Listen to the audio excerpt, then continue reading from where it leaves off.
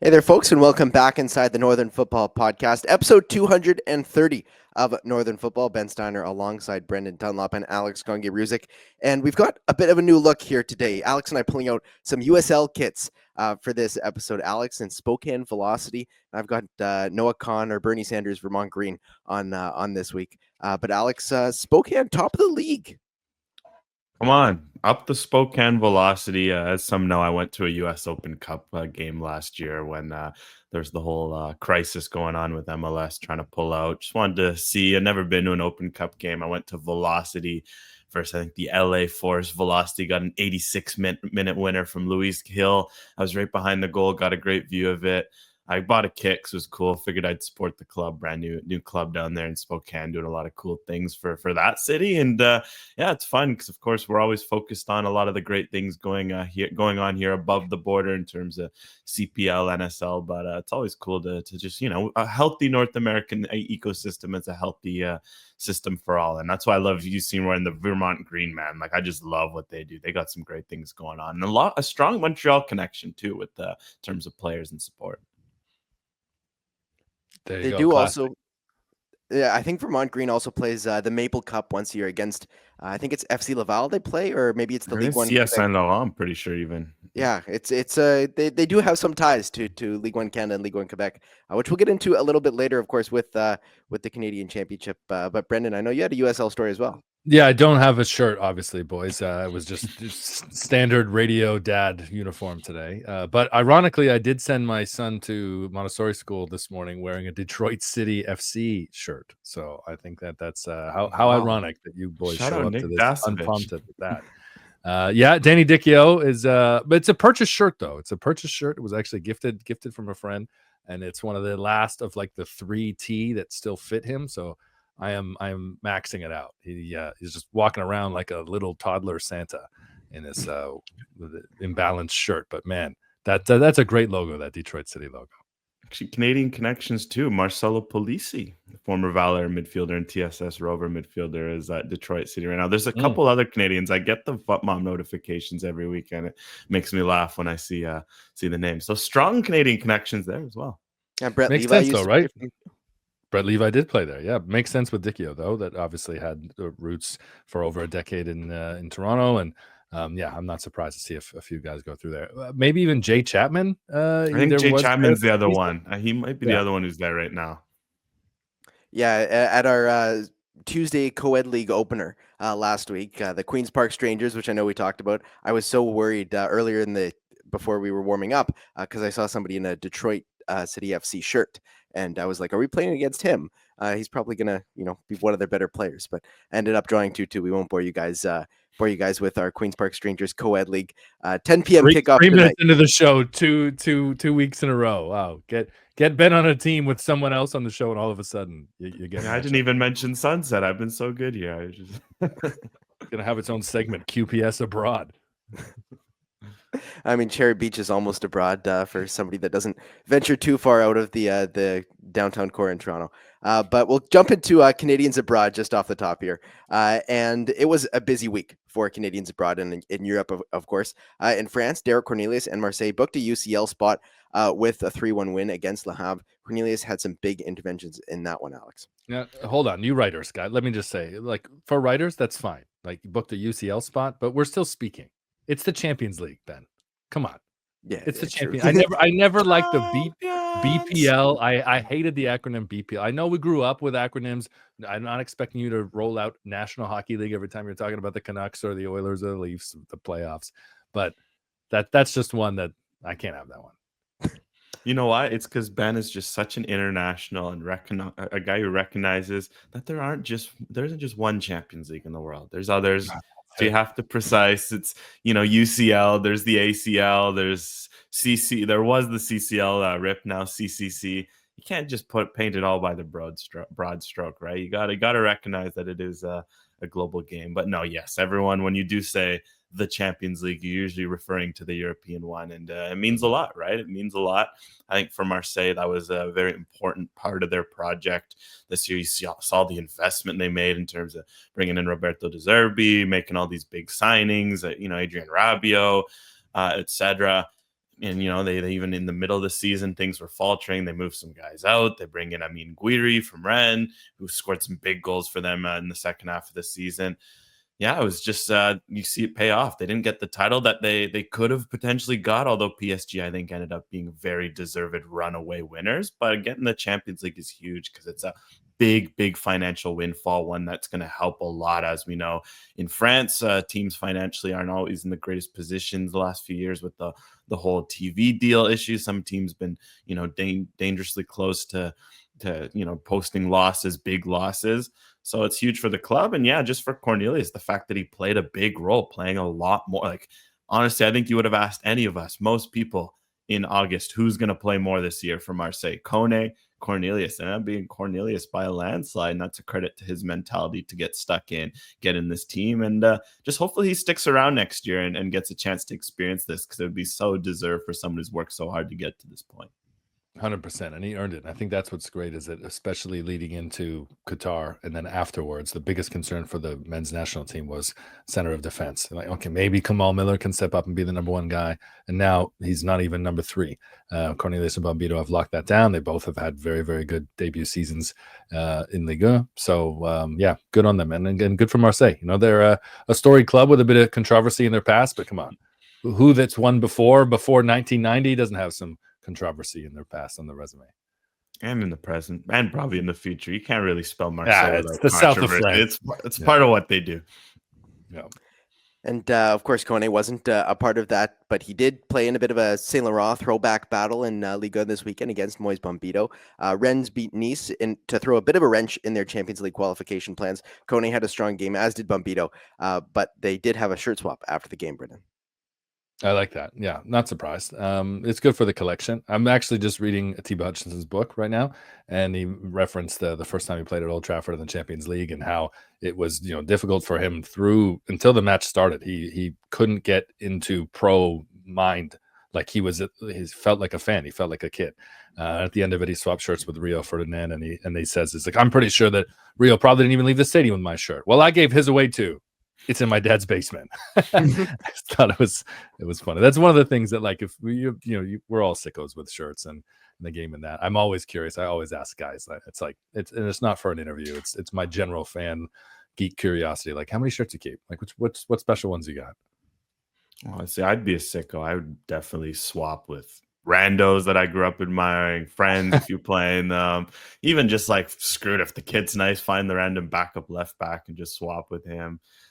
Good thing, I guess, I'd be costing my club a lot of money if I were playing professional in that regard. But I just wanted to shout out something, because Kone posted this shirt swap on his story, and he actually had a great caption in French. He just said, "For all the young Montreal, kids out there, just believe in your dreams. Don't tell anyone that you can't reach them. I hope that the people of Montreal are as proud of us at this moment." I just want to shout that out, because we do have to remember that, while they're two guys who maybe became known in MLS, like, these are two poster boys for, alternate development pathways. The fact that Kone went through Saint Laurent, he only burst on the academy late. He wasn't one of the Montreal Academy guys. He kind of got fast tracked to the first team, made this jump to Europe. And then for Bombito, that he went from Saint Laurent, never even was in the MLS academies. The Liga he did JUCO of all things. He was literally a last chance U kind of player, goes to NCAA, MLS, now Liga. I think that's just so cool, that the fact that they came from the same club that they both played at as kids, which is the Saint Laurent team that obviously has gotten a lot of a lot of attention over the last year. I just wanted to shout out that story, because I think that's something that's just so underrated, that we have two kids from that from one of those non-traditional soccer pathways playing at the top level. For Gen Z guys, I think that they're going to be unique case studies, because actually both of their stories and their pathways sound very similar to guys of the Atiba Hutchinson generation that I'm talking about, right? Some guys who either had passports and maybe were able to knock on some scouts' doors because they knew that there'd be an opportunity. I'm thinking of like Ian Hume, who was able to go to Tranmere, whereas Atiba, who arguably was equally as dynamic a player and maybe more dynamic and more needed in midfield, didn't have that pathway. And Dwayne De Rosario, there's so many other guys like that. So it's interesting, and I don't think it's just a Quebec thing, but unique to those guys, Kone and Bombito, that they both have paths that make them sound as though they're from a different Canadian generation. And Jonathan David, of course, one of those players that's come up in a bit of a different way as well. Of course, he wasn't part of an academy system with MLS, and that was before the CPL. But he's been linked with Napoli. Per Fabrizio Romano, one of many clubs to potentially make an offer for him. He's been linked to every club that's not just big, but that second tier of clubs as well in Europe. What do you think of a potential Napoli move for Jonathan David, Brendan? Yeah, I mean, when Fabrizio Romano says that club has put an offer on the table, and it's Napoli, who haven't yet locked up the Scudetto, they're thinking big, and they know that everyone else that they're competing with, whether they win the title or not in 2 weeks, is going to put an offer on the table for Jonathan David, or at least want to, right? So to get out in front of it shows how serious Antonio Conte is, and I mean, it'd be an interesting fit for them. Obviously, I think Romelu Lukaku has been not the piece that they were hoping for, and I think is past it.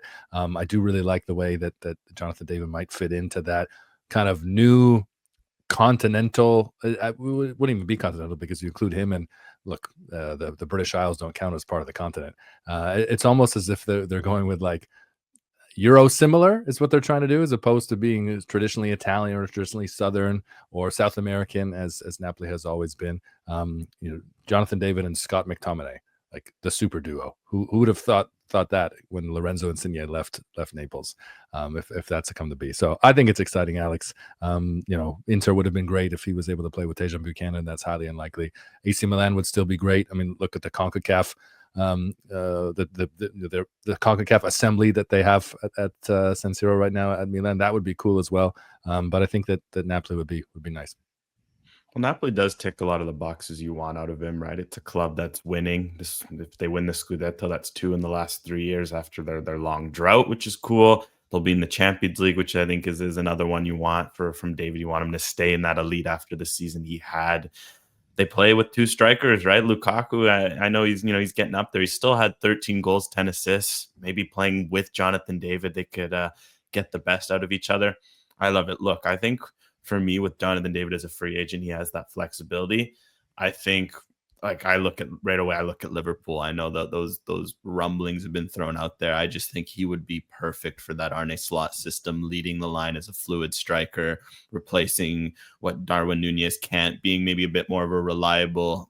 Diego Jota is a great player, just can't stay fit. So I look at Liverpool 100%. You can't help but wonder about Barcelona. I know Lewandowski's still kicking it at a high level, but he is about to be 38. Even just having Jonathan David there in that environment would be great. But all of a sudden, if you're talking about Napoli as the 3rd, 4th, 5th choice, you can do a lot worse in terms of 3rd, 4th, 5th choices. I think that would be an ideal first choice for many strikers. And I think it shows how great it is for Jonathan David that as a free agent, he enters a market that's desperate for strikers. I get the push notifications seemingly every week from The Athletic. This team needs a striker. This team needs a striker. Who should they look at? And I think it really shows that, for as frustrating as it was to not see a David move in the years before, it feels like he's entering the market at a great time. Yeah, I think when you look at what's best for Canadian soccer, it's definitely him going to the Premier League. And we had these conversations about Alphonso Davies last year, and when he was going through his conversations with Bayern Munich about staying or not staying, that having a Canadian player banging goals, playing a key role in the Premier League would be instrumental to growing the sport in this country and in North America, really, because we haven't necessarily seen a North American dominate the Premier League in that way since Javi Hernandez for his little bright spell at Manchester United. Pulisic Certainly not. Pulisic didn't quite do it. Yeah, not dominate. There's been stars and there's been very good players, and you could throw 2 Canadians in there, Paul Stalteri and at Fulham, Rositzky was at Fulham and kept his place for a few years. So there's definitely been an impact. I was randomly thinking of DeMarcus Beasley today, and this is in relation to Atiba's book at Man City, and there's a few guys, that American guys and North American guys that have gone, and you think okay, that they're going to be the ones that make the Premier League the big headline on all the big outlets on ESPN and TSN and Sportsnet, and it never really worked that way. And Jonathan David has the power to do that. He definitely does. Alphonso Davies had the power to do that. There's a part of me, though, that still worries, and this is from an older kind of generation, that a move like that, there's a protectionism that I feel for Jonathan David, and I am worried that a move to Liverpool could backfire. That I would feel more comfortable with a move that feels like a less pressure filled opportunity, and there'd be a ton of pressure at Napoli, whether they are the defending champions or not. But it's a different type of pressure, and I think mental strain that I just I don't know if he's ready for at Liverpool now. Well, it's football, right? You're scared for every Alphonso Davies that goes and right away he's a perfect fit, right? Every Moise Bombito. There is an Ismail Kone, for example, goes to Marseille, and it's just a tough situation. There is a Tajon Buchanan who goes to an Inter Milan. So I think there is always that. And that it just goes all the time, right? There's $100 million players who just you go to a club it doesn't fit, like Felipe Coutinho. I guess, the thing with Jonathan David, I think what's going to be fascinating, he's a smart guy. We know it. Jesse Marsh will say it to anyone that listens. He's the smartest guy he's ever coached. For me, I'm going to find it fascinating to see, like, what does Jonathan David feel is the best for him? He's a smart guy. He knows what will fit his strengths. He knows how he plays. I think the fact that he's going to use that to inform his choice is going to be so cool, because then we can look back and really ask him and see, like, what does he see? Like, maybe he'll see a Liverpool, and for a completely other reason we're not even thinking, he's like, oh, I just won't work with this player, I won't work with this coach, and he'll completely throw one out of the hat, right? And maybe he'll sign with the team we're not even mentioning, and Arsenal, who knows, something like that. Who knows? And I think that'll be something really cool.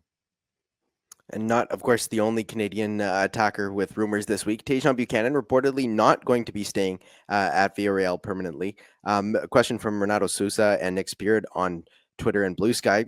What do you think of this Buchanan rumor and him potentially, going back to Milan, not probably having a place there, considering the success they're going through, and maybe being in the middle of another transfer saga for another summer, Brendan? I mean, it's not that uncommon. And I think that, when they did the deal, it did seem like, and Alex probably has a number in front of him, I think it was like 17 million, which for me felt like a lot for Villarreal, who are, on a short kind of trial tester period, to see only still months removed from this major leg break. Like, oh, is this guy worth it to play at this level? Oh, by the way, it's going to be a 17 million euro commitment for you. Like, I'm not truly surprised. I always felt like it would have taken a lot, and I think that he's done well there. I didn't see the loan as like a final destination or a big rescue boat, as much as it was a boost for him, a boost to get back in the Nations League squad, a boost to get his confidence back, a boost to get minutes, and an opportunity that I think feels pretty balanced, considering what's unfortunate is now the uncertainty of going back to his club. But with the Club World Cup coming up, with that making preseason such a mess for like a lot of teams, I do think you'll see some teams, and Inter might be one of them, that use the Club World Cup as a hybrid preseason, which could provide him a great opportunity to either A, be in the shop window, or further improve his stock and raise his value at Inter. So it's not the worst situation for this to happen now. I think that he's shown in this recovery from his injury, the way he's played for club and country since January, that he's worth a look, and he will get an opportunity. It might not be at Inter, but I do think he'll get one that suits him. We always joke about Denzel Dumfries getting sold, but hey, after 2 goals, 2 assists in the semifinals, maybe this is the year he gets sold. But if they win the Champions League, he might just never want to leave. But for Buchanan, I think if you look at it from a business standpoint, you do have to remember they're looking at this as an asset. Maybe this is something where they put that high buy clause, and they're just kind of thinking like, man, if he impresses at Villarreal and they buy him for that price, great. You're making a profit. They paid what, 5 mil for him, 10 mil? This would be a comfortable profit. I don't think there's going to be any shortage of suitors. There were 3, 4 in for him at January, considering his injury history, all that. The fact that he's gone to Spain and done pretty well, he did pick up that ankle injury that derailed him. I think there'll probably be a reality where, okay, he doesn't go for the 17 mil. Maybe Villarreal, they make the Champions League and they negotiate a 10 mil transfer and they get to keep him. Or there's another club in a similar situation. But yeah, I definitely feel like my view heading into the summer, Buchanan knows he needs to be playing ahead of the 2026 World Cup. He and his agent are going to look at, if it's not Villarreal, a similar club where he's going to play in a club that's going to likely finish between 3rd to 10th in a top 5 league. And I think there will be no shortage of clubs who fit that bill, who can come in and pay that 5 to 10 million it'll cost, or even just do a loan and then try to figure it out during the World Cup next summer when his stock might be higher. And we'll go to the Netherlands as well. A bit of a before you move on from Tajon, I didn't know if you had a point there. No. Ben, I just want to say, Alex, what do you think about France for Tajon? And I was thinking about Tani Oluwase, Because this week, I think it was yesterday, the French Federation said they had this kind of proposal with a bunch of buzzwords, and the big story was that they're going to create a financial model that mimics the Premier League. That sounds great, and you tried to do that with the BN TV deal that didn't work. So how the hell are you going to do that now? But there's a plan, guys. They've put it on paper. Actually, there's an actual plan. This is the goal that they're striving for Liga and French football to be like the Premier League. I think it will continue to be a destination for Canadians and North Americans, but it's been a positive, albeit without Kone there. It's been a positive destination for Canadians, you would say, by and large. And I think that if I was Lille, I'd be looking at a couple of Jonathan David's teammates, much the same way that they seem to always look for an American or another countryman, a Turk, once they lose somebody else. And I wonder if that would be a fit, Alex. Yeah, I think the French league, in terms of just the attacking style, of course, Buchanan would be a fit. I mean, culturally, I don't know how his French is, how that will go. But I think, yeah, if you look at Lille, for example, Strasbourg could be a bit of an interesting one, because I know they got all the Chelsea connections. But if they make Champions League, they have an insanely young squad and are probably going to get absolutely, just ravaged for some of those young players, or half of them are going to go back on loan, back to Chelsea. You do help a wonder, even like a Lyon, because of course Lyon, you have to remember, with the American connections, all of a sudden they have been more comfortable looking at North American players. Again, I wouldn't mind it at all. As we continue to say, the French league, it gets beat up a bit reputation wise, but it's still right up there in terms of the top 5 leagues. Okay, yeah, maybe it's the 5, but it's not like a clear runaway number 5. There's a reason there's a French team in the final. You can argue it's because they're so much better than the rest of their peers. But I don't think that's the case. So yeah, I think I would very welcome, again, if it secures playing time for Buchanan, potentially maybe even gets him into Europe. It's a win-win. I know they're not the same player, but the way that he is assisting to complement his goal scoring, the way that he contributes to the score sheet, I'm calling Tani Olivia if I'm Lille, just to call Minnesota and have the conversation. Stylistically, Jason Russell would be a fascinating signing for Lille if you want to replace Jonathan David. And we'll go to the Netherlands as well and give a bit of a shout out to Simon Colijn. 23-year-old missed all of 24-25 after a major knee injury last year, but has come back for De Graafschap and even had an assist against Helmond Sport in his second game back. Perhaps his return can spark a little bit of magic through the Eredivisie playoffs as they look to reach the Eredivisie, the Dutch second division. Your specialty, Alex. I just wanted to give a shout out to Colijn, because I know he had a great season the year before. Everything was going up for him. Maybe you wonder if he gets promoted and, maybe starts getting a Canadian call, and he just suffers a terrible, terrible injury, missed like 11 months. Just want to shout out that he made his return, goes out, gets an assist, and hopefully he can just, get back to playing regularly, because I know he's worked hard to get where he's at. It's been not an easy journey from the Whitecaps, and always cool to see Canadians battling adversity like this. And Jacob Schaffelberg finally got on the score sheet in a key Nashville win to open his account for 2025 after a strong run of performances. A bit of a concerning match for Nashville SC against Charlotte, as their Latino-based supporters group, La Brigada de Oro, skipped the game due to increased ICE officials kind of picking off people in Nashville and across Tennessee, which is definitely worrying and one of the biggest stories in North American soccer and North America this week.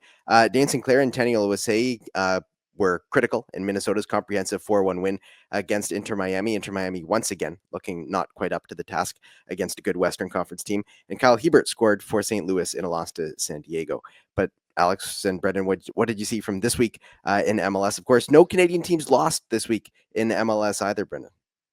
Yeah, surprising, right? Considering that Montreal hadn't won before this weekend, and you wouldn't have bet against Toronto FC to pull out a win at home, courtesy of a Lorenzo Insigne match winner. But that's the way football rolls sometimes. And clearly the Vancouver Whitecaps have broken into Miami. That was my takeaway. And Dane Sinclair and Tani Olivia were very happy to continue that trend of Canadians just pummeling them. And I love that David Beckham had to come out and say, come on, guys, show some class, because he didn't like the way that Minnesota United's social admin team was just running wild with memes and jabs at Messi and company.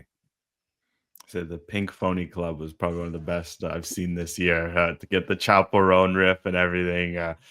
That just looks bad on Beckham. I know it's tough, but maybe it's a sign. Just sign some defenders and you won't have to deal with banter. Always a simple solution. And a question from Nick Spirit on the Canadian men's national team as well. Gold Cup is fast approaching. Who might be one or two new faces in the squad, and who starts with Cornelius if Bombito is out, Brennan? Yeah, man. Alex, like, I do feel like that, much like going into Copa, that's a position that's up for grabs. And I think that that's a position where you're going to see Jesse Marsh rotate and also like look deep down his squad. Every time we see the preliminary roster, it used to be that this person never had a chance. And now when you look at the 60-man roster, really, I think there's only a handful of guys that you think like, yeah, probably stand no chance in being on this team. And so for the defenders, like, especially with the versatility that they have now, you could put Seager in that position, you could put Hebert in that position. I think it's totally up for grabs, man. Yeah, and I think that's going to be such an interesting battle because there's like a lot of the guys like Joel Waterman. I think he's probably the favorite to fit in and replace. But all of a sudden, I for me, the two I'm looking at are Jamie Knight-Labelle and Luke DeFougerolles, the two youngsters. Just because I think with the potential, especially Jamie Knight-Labelle, Bristol they missed out on promotion. They stayed in the championship. He's had a very good season in League Two. I wonder if Bristol might be looking at him and keeping him around as a championship center back. He's only 20 for the season he had. All of a sudden, and it's 2026, and you have a guy who maybe has 15, 20 championship appearances under his belt. Jesse Marsh will be looking. He already handed Knight-Labelle his debut, because that's what I wonder, because a lot of the options are all just like boring, for lack of a better word. Like Waterman will fill in, what he's going to get. But also there's maybe a bit lack of like, with the Jamie Knight-Labelle and Luke DeFougerolles, they're youngsters. There's potential. There's all that to play for. Whereas I look at the other options, what you're getting with Waterman. What you're getting with Kamal Miller, Kyle Hebert, even Lucas McNaughton. And so I do wonder if Marsh, uses this opportunity to embed some young guys. Maybe this could be a great moment for Derek Cornelius. Show that he can, as a veteran, take a guy like a Knight-Labelle or DeFougerolles under his wing. So those are the two I'm watching at center back. And otherwise, I'm just going to be curious to see who can sneak the way in from MLS. The one who's the no-brainer at this point is Jaden Nelson. He's just having an outrageous season. I think he deserves a look.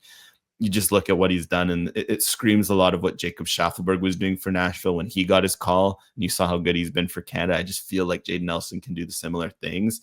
And then from there, there's some other questions. Midfield it could be a bit of a problem at the Gold Cup. All of a sudden, that could open the door for a couple guys like Nathan Saliba to step up. I know he's had a bit of a up and down start. And another one, Ralph Priso. Again, the Whitecaps, the benefit of being so good and having all these guys step up is that all of a sudden it opens doors for them. And Ralph Priso has been one of the guys. He's already almost played as many minutes this year as he did all of last year at the Whitecaps. And he's played good impact minutes against tough teams.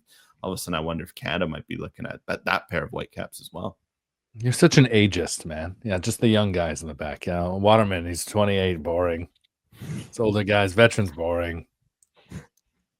I do get it, because you're not bringing in a player at this Gold Cup, at least, where you're trying to just get the performance. You want to see what you have for the future. You want to see what you have for potentially next year at the World Cup. If we're talking, the 2027 Gold Cup, okay, like a 30-year-old Joel Waterman, fine, roll him out. Like, that's 4 years away from another World Cup. You can go ahead and rest players and stuff like that.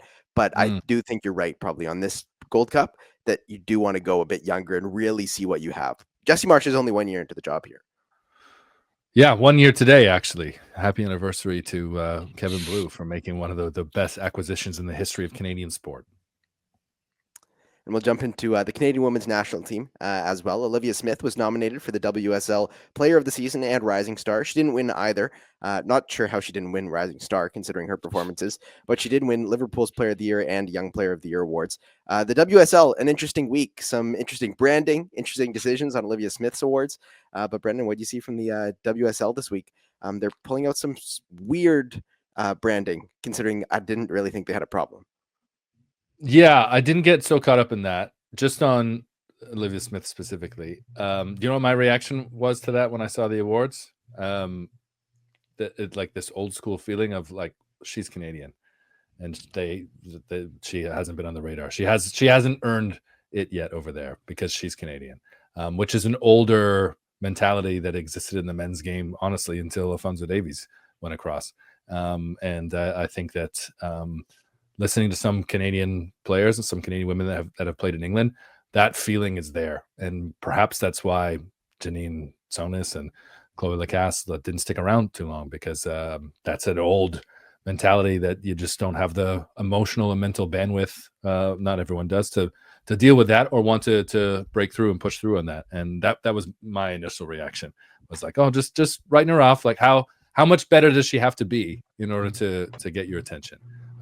I could be wrong. That just could be my old man sensitivities, but that was my reaction to seeing her not win either of the awards. You can't help but feel. I mean, player of the season, look, she was never going to win it. Liverpool are just too far down the table, and there were some deserving ones. I think it's great she was nominated. Rising star, though, is bonkers. She's 20, right? This is her first year in a big league like this. Liverpool, like we mentioned, they were like 10th in goals for. She had almost half of their goals with 7 goals in her debut season. And like some of them were in unbelievable individual efforts. Like just you look at all the stats. She was their leading scorer as well with 7 goals. She basically had to do everything from the attack. Plus, she was getting just absolutely murdered every game out there, just hacked. The amount of times she had to post stories of cleat marks in her thigh, in her gut, in her shin. Just she was getting hacked down, like she's getting no protection from the referees. Yeah, when you look at all that, you can't help but feel that sentiment, Brendan. But as we know, you don't want to piss off Canadians, and especially Olivia Smith. She just seems to have a bit of a chip on her shoulder. I'm just so excited to see what she does next year. If she sticks around at Liverpool, you know she's going to absolutely give a lot of those WSL defenders trouble. And hey, if she leaves and goes to a Lyon, I feel like we just might see her explode to another level. Vanessa Gilles had a goal and an assist for Lyon as they advanced to the Premier League final with a win over Dijon. She's now 1 goal away from double digits. Do you think she gets it in the final against PSG, Alex? It's going to be hard because it's always a tough battle, but I just want to outline how ridiculous it is for a center back that she's flirting with double-digit goals. And, like, they play a lot less games, too, in France. It's only like a 21, 22-game season. I know she had Champions League and some Coupe de France, but I just want to say this isn't normal for center backs, and it's just a good reminder that Canada has such a lethal offensive weapon in Gilles. And also, she's pretty good defensively. Like, of course, that's the main part of her game. But you almost forget about that just with how good she is in the air and how she just seems to be racking up these goals, Brendan. Yeah, and I mean, she's also like in a contract year, essentially, right? She's is she heading into one last year with Angel City though? But I think it's so. done. She's a free agent now. No, she's gonna go back to like she's contracted to Angel City. It's just the last of her 3 consecutive loans she had to Lyon. Got it. And she doesn't want to return to Angel City, so she's performed as well as one could to put themselves in the shop window to give themselves an opportunity. If it's not going to be at Lyon, which I feel like she'd prefer to stay there, there should be plenty of opportunities for a goal scoring, top 5 women's center back. Geneva Hernandez-Gray, a name we haven't talked about in a little while as well, opened her Sporting CP account. She'll hope for a bit of a breakout year in 25-26. And Julia Grosso also opened her NWSL account with a beauty for Chicago in a loss to the Washington Spirit. Brendan, I know you had eyes on this NWSL game on Canadian Soccer Daily. Yeah, it's on Canadian Soccer Daily. Nice to see Grosso back on the score sheet. And, for her entire career, that she doesn't score very often, but every time she does, it's going to be headline worthy, right? And I think that there's a part of me that I look at that move to Chicago, and we talked about this before, and I felt like that's too soon. Like, that's not, I don't like this trend that we're seeing with Fleming, Lacasse, Grosso, everyone coming back and into the NWSL in situations that maybe comparatively, put them in a better playing situation. But I think it's more that puts them in a better paying situation or more comfortable lifestyle situation. And that's fine. I certainly wouldn't judge a player for that. But much like in the Jurgen Klinsmann era in the U.S. men's national team, when players like Michael Bradley and Josie Altidore were coming back, I think it's concerning when it's a trend amongst your top players or some of your top players. And for Grosso to score for a bad team, we'll see if that continues and maybe that team turns around, Alex. Yeah, I mean, that's the hope. Chicago Stars just been a bit of a tire fire, for lack of a better word. Missing key players to injury. They sacked Lauren Donaldson, which was a bit of an outrageous call because they've just had terrible roster composition. They had a bit of a weird rebrand this offseason. Just hard to know what's going on in Chicago. So always a bit of a weird pick for Grosso, but hopefully she can just, take this momentum. It was a great goal, like solo effort. Because, yeah, like you mentioned, if you're going to go back to the NWSL, you want to see these Canadians dominate. And the reality is not enough of them are, at least to the level that they can. And I think Grosso could be one of these players where in the right situation, she could be one of the best in the entire league. And I would like to see her get to those levels. And I think this goal is potentially a sign that, maybe this is what she needed to unlock that again. Yeah, losing out on the brand Chicago Red Stars was heartbreaking for me because I loved having an American soccer, Houston Dynamo and Red Stars Chicago, effectively. It was somehow we're in the Soviet Union in the Midwest and Southern U.S. Very weird branding for those two teams.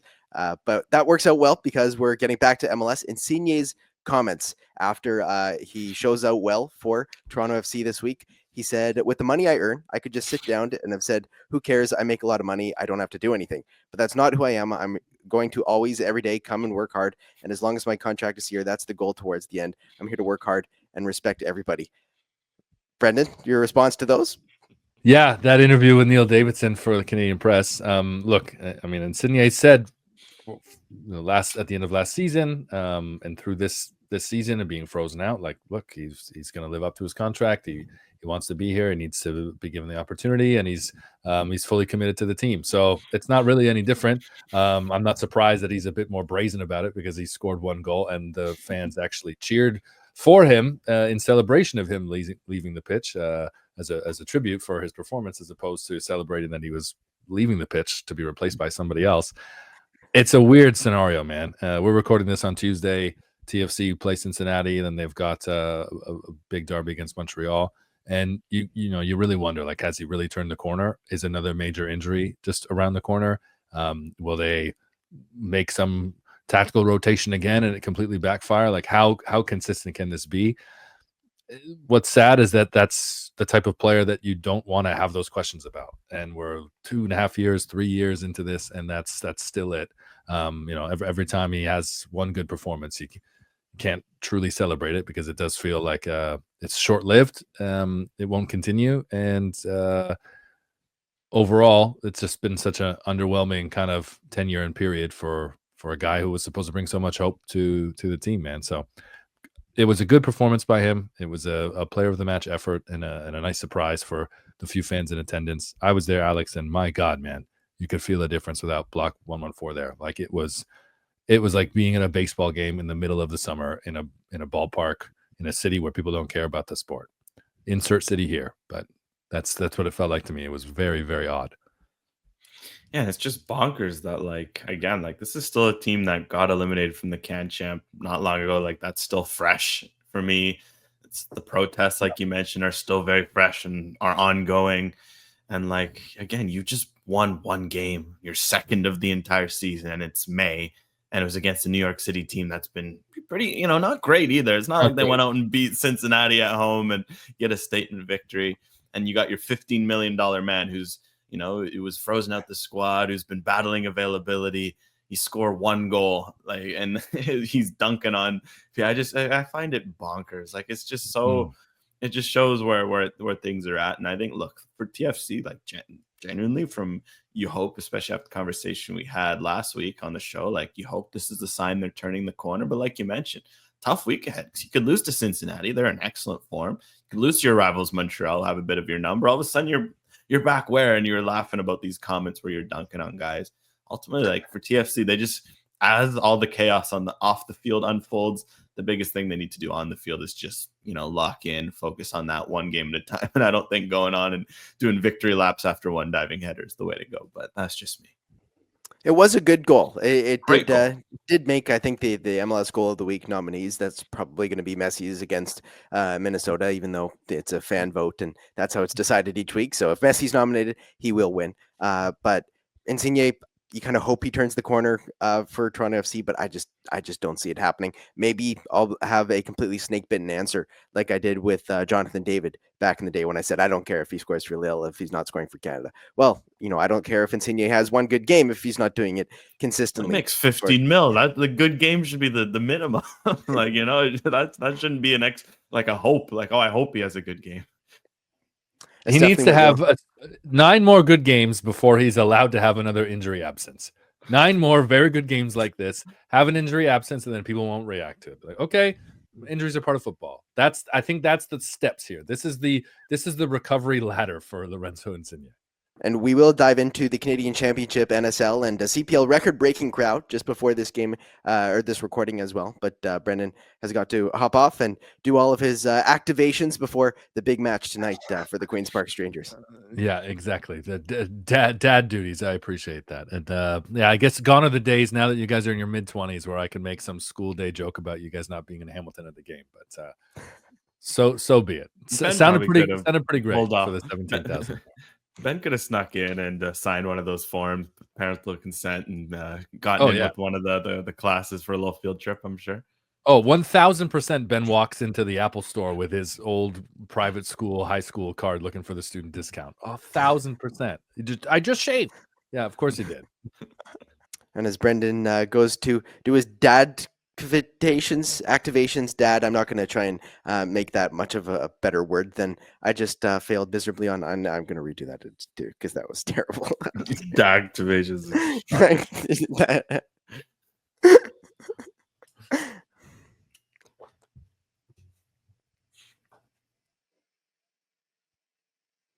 And as Brendan gets ready for the big match tonight and to go pick up his son, we'll jump into the Canadian Championship. First round of the Canadian Championship wrapped up with Vancouver FC getting past Pacific on penalty kicks. They advance for the first time in their club history. Valor just pushing past TSS Rovers, and York dominated FC Laval, while Forge beat Halifax as well. First year since 2022 that none of the League One Canada sides have advanced to the next round or caused a single leg upset after the Rovers in 2023 and Saint Laurent in 2024. Quarterfinal legs begin later this month, but the second legs are until July, which seems like quite the space in between legs, and you can't really build momentum leg to leg, but that's kind of become a bit of a theme with the Canadian Championship as well. Forge is going to take on Montreal, Vancouver FC against Cavalry, Atletico Ottawa against York, and the Whitecaps against Valor. It throws another game on the Whitecaps schedule before their Champions Cup final. And they're going to play 4 games in 12 days leading into the final. So certainly going to be some wear on those legs heading to altitude in Mexico City against Cruz Azul. But your thoughts on the Canadian Championship, that first round?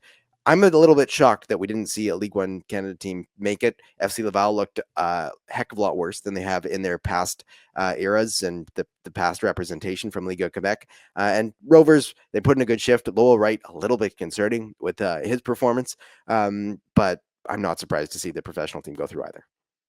Yeah, I think for all those, I mean, Laval, honestly, they had York in a position where they wanted it to be for 44 minutes, and then they did the one thing you can't do. They always say never concede before halftime, and then they did it twice off just 2 sloppy goals. Because I really wonder what the game would have looked like if Laval reached halftime. You get some fresh legs, maybe you can come out, get a goal. In the end, York got the crucial goals, and then they looked great the rest of the way. So shout out to York for that. But as for the Rovers, I mean, they gave an honest shift to Valor. They were really well defensively. They just kind of got beat by a moment of magic, and even right till the end, like 92nd minute, they got robbed, and not in a bad way. Like, it was a great save. I mean, it wasn't a robbery of that sort. It was a robbery by Elias Himeras, who made an insane save on the goal line to keep his team from going to penalties, which we would have loved to see what penalties would have looked like between Valor and Rovers. So no, honest shift from Rovers. Laval, just again, it's always the big thing with League One teams. It's experience, it's fitness, it's how you manage it. You need to start strong. You need to manage your moments. And, if you don't, well, that's playing a professional team. But yeah, otherwise, Vancouver getting a win. That's, big for the club. I know they've been working hard to get that over the line. And now they set up a date with Cavalry that is going to be intense, going to be feisty, especially after last year. But yeah, no, for the first round, it was pretty boring. But sometimes that's cup football in these single legs. One year, it seems like everything will be completely out of the ordinary. And then some years like this one, it just feels like every team knows their assignment, and they go in and get the job done. But so that's the quarterfinals are pretty exciting, looking at all those 4 matches. Like, there's kind of intrigue with each of them, I'd say. What do you think about the schedule being so spread out in terms of momentum and the link between the 2 games? Should this have just been 1 game in terms of a quarterfinal series? Look, I get the idea of doing the 2-legged, because then you get a chance to bring the games to each market. I know it's sometimes tougher with these 2-leg games, but we saw last year Montreal still beat Forge across 2 legs. They pushed TFC to the end across 2 legs. I don't think it makes as much of a difference as people think, because ultimately having that home field advantage can help teams just to have those 90 minutes. I just think it's too bad with the MLS schedule, right? It's just the way it is, where even with the US Open Cup, they're every single leg, but it just kills the momentum, because then you'll win a quarterfinal and then you won't play for 2 months, and then it's a semifinal, and then you won't play for a month and it's the final. But with all these midweek games in MLS, it just takes away availability. Because in theory, if there wasn't this rant, like, why is there midweek games in MLS this week? Because you could have easily done cup games this week, cup games next week, and you're done. Boom, that's two-legged. But there's always seems to be something in the way. So that's a bit annoying, but we'll see what it does in terms of those matchups. Forge Montreal, 5th year in a row. Hilarious that's happened. But that'll be a good one. Vancouver Cavalry, as I mentioned. Atletico Ottawa York is going to be a very good good one. Those two teams always seem to get a little under each other's skin and play great games. And Whitecaps Valor, you mentioned the congestion. Almost the Whitecaps are probably happy, because as we saw against LAFC, they came out a bit flat the first time they had some rest. They seem to love this whole every 3 days thing. So that actually might be to the benefit of them versus the detriment, I think. Yeah, I think 3 games might have been the perfect amount for them. I think 4 may be a little bit too much, but I did get the theory between keeping the May 29 game against, or May 28th game against Minnesota United on the schedule rather than postponing that. All eyes, though, on Forge against Montreal, because if Forge gets past Montreal, it would guarantee a CPL in the final for the second time ever, and first time in a legitimate final rather than that weird playoff between TFC and Forge in the COVID pandemic. But do you think Forge can get past Montreal this time? Of course, very familiar between these two teams. Yeah, why not? If they could do it last year, why not this year? They're strong. They lost some guys who were really important that last year. Like Poku obviously scored a huge goal in that game. Daniel Parr as well scored another huge goal. Those are two guys, I mean, that just haven't been playing. Or Poku's case is gone. Parr, I'd have to double check on that one. But they still got a lot of great players that they've signed. That can fill in and step up. I can't see why not. Montreal has struggled. Yes, they just got their first win, and they are looking better against Marco Donadel, but this isn't going to be easy to deal with these cup commitments. So if you're Forge, I think you have every reason of believing that you can. And we'll jump into the CPL as well. Ottawa beating Valor 5-2. Halifax falling to Cavalry 3-0.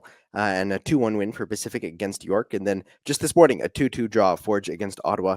I flipped on the game for about 5 minutes in the midst of other work. I saw the first 2 goals. Not the best goalkeeping, but always fun to see that higher pitch of the crowd. And a record-breaking crowd by about 300 fans as well in Forge's school day game, Alex. Yeah, no, that was it's always cool to see activations like that, because ultimately that it's what it's all about.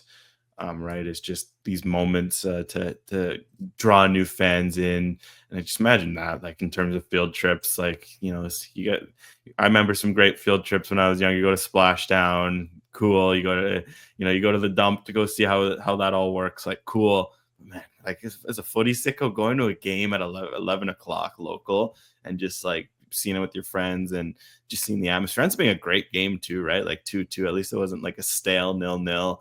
A little bit of drama in that one. Like, I think that's just such a great initiative for the next generation. So shout out to Forge for putting that again for a second straight year, and shout out for both teams for showing up and giving the kids memories that they'll remember. They'll go home and maybe instead of talking about the Messis and the Ronaldos, they'll be talking about how a red hot Sam Salter dropped the salt on Forge after the equalizer, and then how some of these other guys like Nana Mpoma scores a great goal, and just what that all means.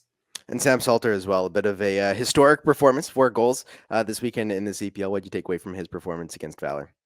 Yeah, Ottawa, they're just they're dynamic, they're fun offensively, they just keep scoring goals, and that Valor outburst was just incredible in terms of how Salter was right place, right time, and just he's feeling himself. Ottawa last year didn't really have a starting role because Ruben Del Campo was good and was more of the main guy, but Del Campo's gone. This is kind of Salter leading the line, and between him and David Rodriguez, Balu Tabla, Kevin DeSantos, Gabriel Antonoro, Manny Aparicio, those guys are all just flying together. It's so fun to watch Ottawa play, and it's cool to see Salter kind of be the beneficiary of all that at the top.